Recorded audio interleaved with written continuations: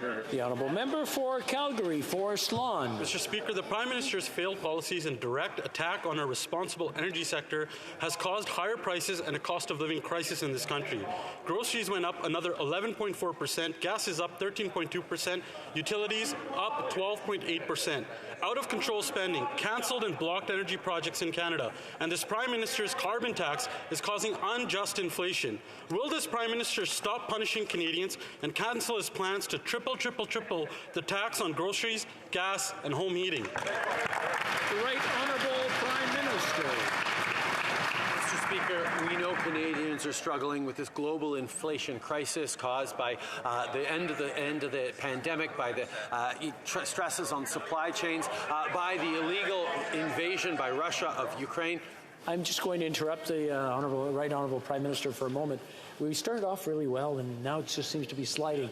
I just want to remind everyone that there's questions being asked, and they're being heckled too, and then the Prime Minister or whoever's answering. So I just want to remind everyone, please try to have some respect for each other.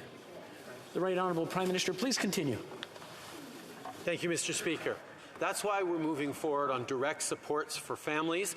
We know that even though the Leader of the Opposition came out in opposition to our GST credit for Canadians when we first announced it, it was members of his caucus who told him that no, they would support it, and eventually they reversed their position. Will now members of his caucus tell him they should support dental and rental supports? The Honourable Member for Calgary, Forest Lawn. The reality is Canada is falling apart under this Prime Minister and more unaffordable than ever. Average rent in Canada is now over $24,000 a year. $500 rent checks won't even pay for 1 week of rent right now. And because this Prime Minister doesn't think about monetary policy, it has never been more unaffordable to buy a home in Canada. Massive rate hikes have pushed homeownership costs to 60% of median household income. Will the Prime Minister take responsibility for his unjust inflation and cancel his plans to triple the carbon tax on groceries, gas, and home heating? Right Honourable Prime Minister. Once again, Mr. Speaker, I'm having a hard time understanding the logic that the Conservative Party seems to be putting forward today. They seem to be saying because our help for low-income renters is only $500 that we're proposing, they might as well get nothing. Well, I can tell you, Mr. Speaker, maybe Conservatives don't know this, but $500 to low-income renters will make a huge difference for an awful lot of people as the winter approaches. That's why we're there to support Canadians who need it. It is inexplicable to me that the Conservative Party continues to stand against delivering $500 checks to families that need it to pay the rent before Christmas. The Honourable Member for Mégantic-l'Érable. Mr. Speaker, a few facts for the Prime Minister. 100% of Canadians will have suffered the consequences of inflation.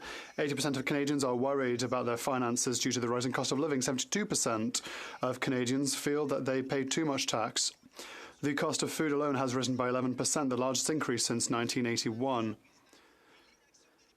The Liberals' inaction has led to an ever-increasing inflation at nearly 7%. Mr. Speaker, why does the Prime Minister want to make people's lives even harder by taking more money out of the paychecks of all Canadians on January 1st? The Right Honourable Prime Minister. Mr. Speaker, I completely agree that Canadians are facing difficult times. That is the reason for which we have proposed direct assistance to families and low-income renters, to families with children under the age of 12 who cannot pay for dental care for their children. What is inexplainable is that the Conservative Party decided that it would not support these measures that Canadians really need. Measures here to help people. Why are the Conservatives refusing to help Canadians who need help today? We are here to do so. Why are they not? The Honourable Member from Mégantic-l'Érable. Because no one believes as Prime Minister anymore, Mr. Speaker. That is the reality of the matter. He's lost all credibility with regards to public financing. Mario Dumont reminded us this morning that the Prime Minister made a promise in the first speech from the throne. Interest rates will stay low forever, Mr. Speaker.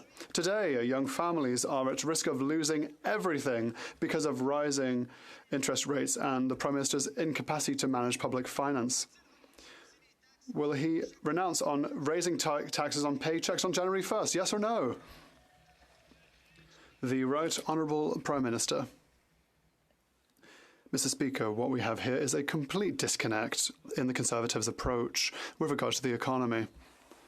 We have been here to help families who need it during the pandemic, and the Conservatives, despite Conservative objections, we've been able to help millions of families. Mr. Speaker, guess what? The economy has come back in strength since the pandemic. We continue to do so, and that's what we're proposing to help families with the cost of living, with assistance for low-income renters, assistance for dental care, and the Conservatives are once again trying to block these families from receiving aid. We don't understand their economic approach. We on our side will be here